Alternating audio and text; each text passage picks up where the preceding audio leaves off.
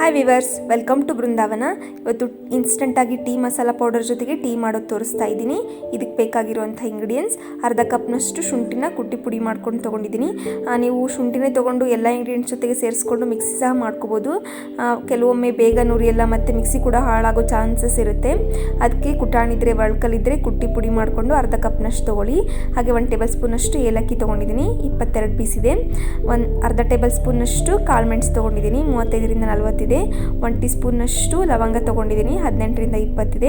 ಹಾಗೆ 1.5 ಟೀ ಸ್ಪೂನಷ್ಟು ಚಕ್ಕೆ ತೊಗೊಂಡಿದ್ದೀನಿ. ಬಿಸಿಲಿದ್ರೆ ಎಲ್ಲ ಇಂಗ್ರೀಡಿಯೆಂಟ್ಸ್ನು ಒಂದು 4-5 ಗಂಟೆ ಚೆನ್ನಾಗಿ ಬಿಸಿಲಲ್ಲಿ ಒಣಗಿಸ್ಕೊಂಡು ತೊಗೊಳ್ಳಿ, ಫ್ಲೇವರ್ ಚೆನ್ನಾಗಿರುತ್ತೆ. ಬಿಸಿಲಿಲ್ಲ ಅಂದರೆ 1 ನಿಮಿಷ ಎಲ್ಲ ಇಂಗ್ರೀಡಿಯೆಂಟ್ಸ್ನು ಸ್ವಲ್ಪ ಲೈಟಾಗಿ ಡ್ರೈ ರೋಸ್ಟ್ ಸಹ ಮಾಡ್ಕೊಂಡು ತೊಗೋಬೋದು, ಚೆನ್ನಾಗಾಗುತ್ತೆ. ಇವಾಗ ಒಂದು ಮಿಕ್ಸಿ ಜಾರ್ ತೊಗೊಂಡು ಅದಕ್ಕೆ ಎಲ್ಲ ಇಂಗ್ರೀಡಿಯೆಂಟ್ಸ್ ಹಾಕೋತಾ ಇದ್ದೀನಿ. ನಾನು ಸ್ವಲ್ಪ ಶುಂಠಿನೇ ಜಾಸ್ತಿ ತೊಗೊಂಡಿದ್ದೀನಿ, ಶುಂಠಿ ಫ್ಲೇವರ್ ಜಾಸ್ತಿ ಇರಲಿ ಅಂತ. ನೀವು ಬೇಕು ಅಂದರೆ ಶುಂಠಿನ ಸ್ವಲ್ಪ ಕಡಿಮೆ ಮಾಡಿಕೊಂಡು ಉಳಿದಿರೋ ಇಂಗ್ರೀಡಿಯೆಂಟ್ಸ್ನ 1 ಸ್ಪೂನಷ್ಟು ಜಾಸ್ತಿ ಸಹ ಹಾಕ್ಕೊಂಡು ಮಾಡ್ಕೋಬೋದು, ಚೆನ್ನಾಗಾಗುತ್ತೆ. ಮಿಕ್ಸಿ ಜಾರ್ಗೆ ಹಾಕ್ಕೊಂಡ್ಮೇಲೆ ಈ ಥರ ಫೈನ್ ಪೌಡರ್ ಮಾಡ್ಕೊಳ್ಳಿ. ನಾನು ಮಾಡಿರೋದು ಒಂದು ಸ್ಮಾಲ್ ಕಂಟೈನರ್ನಲ್ಲಿ ಫುಲ್ಲಾಗಿದೆ. ಇವಾಗ ಇದನ್ನ ಉಪಯೋಗಿಸ್ಕೊಂಡು ಟೀ ಮಾಡ್ಕೊಳ್ಳೋಣ.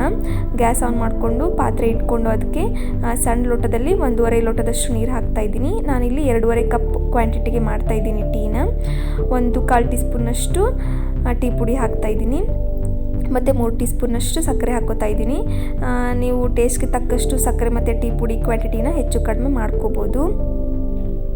ಮತ್ತು 1/4 ಟೀ ಸ್ಪೂನಷ್ಟು ಮಸಾಲೆ ಪೌಡರ್ ಹಾಕ್ತಾಯಿದ್ದೀನಿ.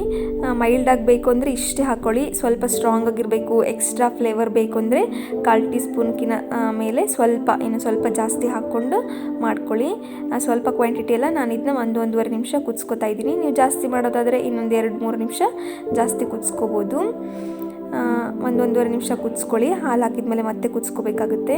ಇವಾಗ ನಾನಿಲ್ಲಿ 2 ಲೋಟದಷ್ಟು ಹಾಲು ಹಾಕ್ತಾಯಿದ್ದೀನಿ. ಹಾಲು ಲೈಟಾಗಿ ಬಿಸಿ ಇರಬೇಕು, ಜಸ್ಟ್ ಬೆಚ್ಚಗಿರೋಂಥ ಹಾಲನ್ನ 2 ಲೋಟ ಹಾಕ್ಕೋತಾ ಇದ್ದೀನಿ. ಹಾಲು ಹಾಕಿದ್ಮೇಲೂ ಹಾಲು ಜೊತೆಗೆ ಟೀ ಸ್ವಲ್ಪ ಕುದಿಬೇಕು. ಹಾಲು ಹಾಕಿದ್ಮೇಲೆ 1-1.5 ನಿಮಿಷ ಕುದಿಸ್ಕೊಳ್ಳಿ.